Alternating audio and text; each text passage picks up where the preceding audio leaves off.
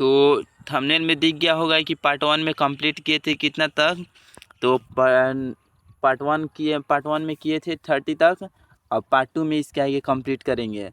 ये क्लास 10 का model paper है। कौन सा बुक है? तो ये संस्कृत बुक का है। ये कौन सा बुक है? ये संस्कृत बुक का है पार्ट 2 वीडियो मॉडल पेपर। और बुक नहीं पढ़े हो तो बुक पढ़ लेना, उसके बाद वीडियो देखना। अगर नहीं पढ़े हो तो तब पर भी देख लेना।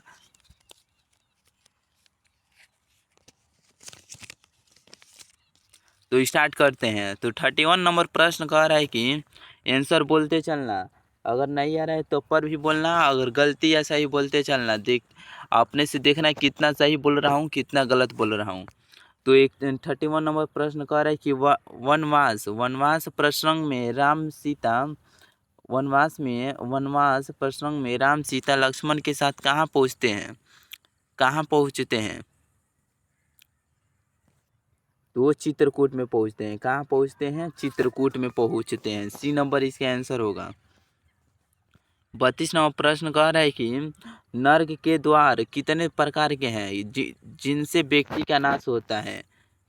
बताओ तो नर्क के द्वार कितने प्रकार के हैं? तो नर्क के द्वार कितने हैं? तो नर्क के द्वार 3 प्रकार के हैं। कितने प्रकार के हैं? 3 प्रकार के हैं। सी नंबर इसका आंसर होगा। 33 नंबर प्रश्न कह रहे हैं कि आधुनिक काल की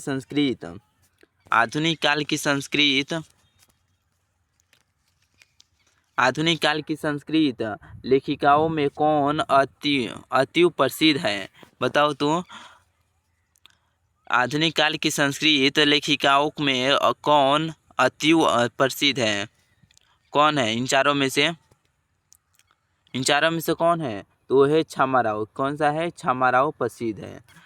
34 नंबर प्रश्न कह रहा है कि आंसर बोलते चलो, रुको मत, आंसर बोलते चलो। 34 नंबर प्रश्न कह रहा है कि वस्तुतः इस समय संसार किस महासागर के कुल मध्य स्थित दिख रहा है?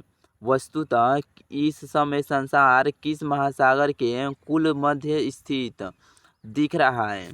तो वो है अशांति महासागर। कौन सा? अशांति महासागर। सी नंबर इसके आंसर होगा। 35 नंबर प्रश्न कह रहा है कि 35 नंबर कि परपीड़न किस लिए होता है? परपीड़न किस लिए होता है? परपीड़न किस लिए होता है? तो पाप के लिए होता है। किसके लिए होता है? पाप के लिए होता है। 36 नंबर प्रश्न कह रहा है कि ऋष्यादि परिणीत को क्या कहते हैं? ऋष्यादि परिणीत को क्या कहते हैं? तो कृतक कहते हैं। क्या कहते हैं? कृतक कहते हैं। 37 नंबर प्रश्न कह रहा है कि मीमांसा दर्शन के रचनाकार कौन है? मीमांसा दर्शन के रचनाकार कौन है? तो जैमिनी है। कौन है? जैमिनी। ए नंबर इसका आंसर होगा। 38 नंबर प्रश्न कह रहा है कि प्राचीन काल में शिष्यों को क्या कहा जाता है? ये दोबारा प्रश्न पूछ रहा है। प्राचीन काल में शिष्यों को क्या कहा जाता है? तो ब्रह्मचारी कहा जाता है। क्या कहा जाता है? ब्रह्मचारी कहा जाता है प्राचीन काल में शिष्यों को। 39 नंबर प्रश्न कह रहा है कि नीति शुल्क का पाठ किस ग्रंथ से संकलित है? नीति शुल्क का पाठ किस ग्रंथ से संकलित है? तो विदुर नीति से है। विदुर नीति ग्रंथ से संकलित है। ए नंबर इसका आंसर होगा। 40 नंबर प्रश्न कह रहा है कि स्वामी दयानंद के बचपन का नाम क्या था? स्वामी दयानंद के बचपन का नाम क्या था? स्वामी दयानंद के बचपन का नाम मूल शंकर था। क्या था? मूल शंकर। सी नंबर इसका आंसर होगा। क्या नाम था? मूल शंकर। 41 नंबर प्रश्न कह रहा है कि मंदाकिनी वर्णम पाठ के कवि है कौन है? मंदाकिनी वर्णम पाठ के कवि कौन है? तो वो है वाल्मीकि। कौन है? वाल्मीकि। सी नंबर इसका आंसर होगा। 42 नंबर प्रश्न कह रहा है कि 42 नंबर व्याघ्र पथिक कथा पाठ के रचयिता कौन है? तो नारायण पंडित है। कौन है? नारायण पंडित। बी नंबर इसका आंसर होगा। 43 नंबर प्रश्न कह रहा है कि कर्णस्य कर्णस्य दान वीरता पाठ किस ग्रंथ से संकलित है? कर्णस्य दान वीरता पाठ किस ग्रंथ से संकलित है? तो वो है कर्ण भार से। किस से? कर्ण भार से संकलित। कर्ण भार ग्रंथ से संकलित है। ए नंबर इसका आंसर होगा। 44 नंबर प्रश्न कह रहा है कि न्याय दर्शन के प्रवर्तक कौन है? न्याय दर्शन के प्रवर्तक कौन है? तो गौतम है। कौन है? गौतम है। बी नंबर इसका आंसर होगा। 45 नंबर प्रश्न कह रहा है कि आर्यभट्टियम किसकी रचना है? आर्यभट्टियम किसकी रचना है? तो है आर्यभट्ट की। किसकी है? आर्यभट्ट की। डी नंबर इसका आंसर होगा। 46 नंबर प्रश्न कह रहा है कि विद्यापति का अस्तिम विद्यापति हम कह अस्तिम क्या होगा चारों में से? तो मैथिली कवि होगा। क्या होगा? मैथिली कवि। ये नंबर इसका आंसर होगा। 47 नंबर प्रश्न कह रहा है कि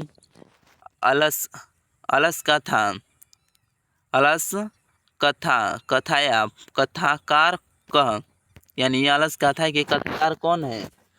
अलस कथा के तो वो है विद्यापति। क्या है? विद्यापति।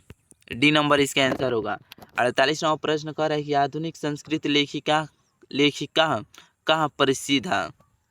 यानी आधुनिक संस्कृत लेखिका, आधुनिक काल के संस्कृत लेखिका का प्रसिद्ध कौन है? प्रसिद्ध काल में तो वो है क्षमा राव। क्या है? क्षमा राव। ए नंबर इसका आंसर होगा। 49 नंबर प्रश्न कह रहा है कि आर्य समाजस्य स्थापना कदा अभवत? आर्य समाजस्य स्थापना कदा अभवत क्या होगा? तो 1885 ईस्वी में वर्ष से। यानी आर्य समाज से स्थापना, यानी आर्य समाज की स्थापना 1885 ईस्वी में हुआ था। सी नंबर इसका आंसर होगा। 50 नंबर प्रश्न कह रहा है कि कह पंगय अपततम क्या होगा? तो है पाथी। क्या होगा? पाथी। बी नंबर इसका आंसर होगा। क्या होगा? बी नंबर इसका आंसर होगा।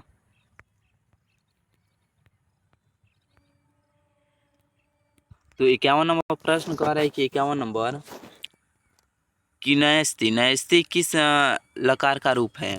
न्यस्ती किस लकार का रूप है?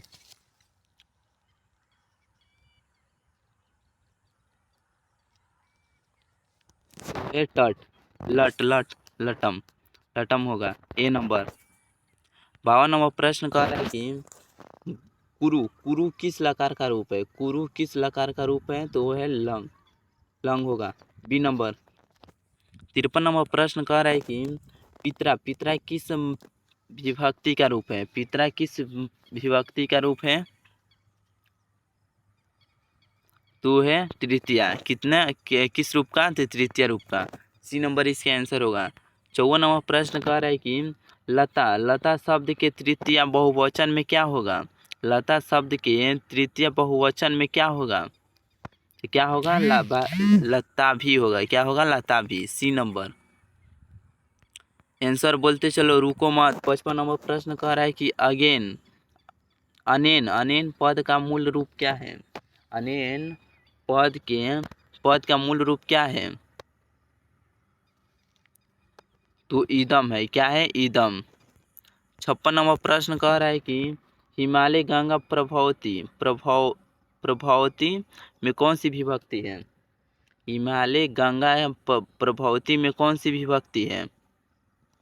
तो है पंचमी। कौन सी? पंचमी।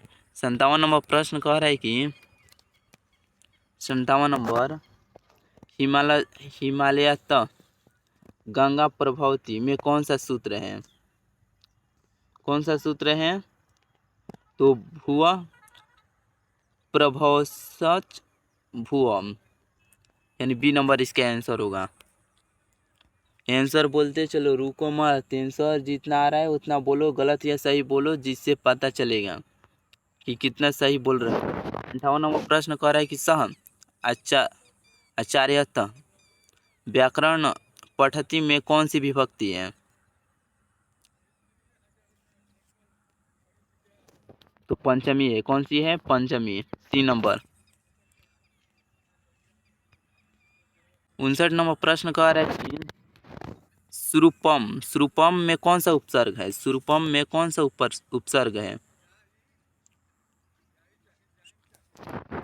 क्या कौन सा उपसर्ग है? सु। ए नंबर।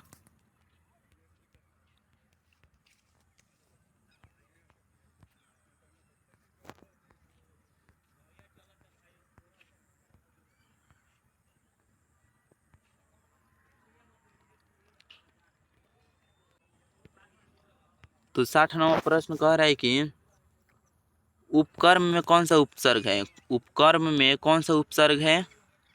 उपकर्म में तो उप है। कौन सा उपसर्ग? उप। डी नंबर इसका आंसर होगा। तो इसी के साथ वीडियो को इतने ही तक रहने देते हैं। इसके आगे कंप्लीट करेंगे इसके पार्ट 3 में इसके आगे कंप्लीट करेंगे। तो मिलते हैं पार्ट 3 में। वीडियो अच्छा लगा है तो लाइक कर देना, सब्सक्राइब करके रखे रहना।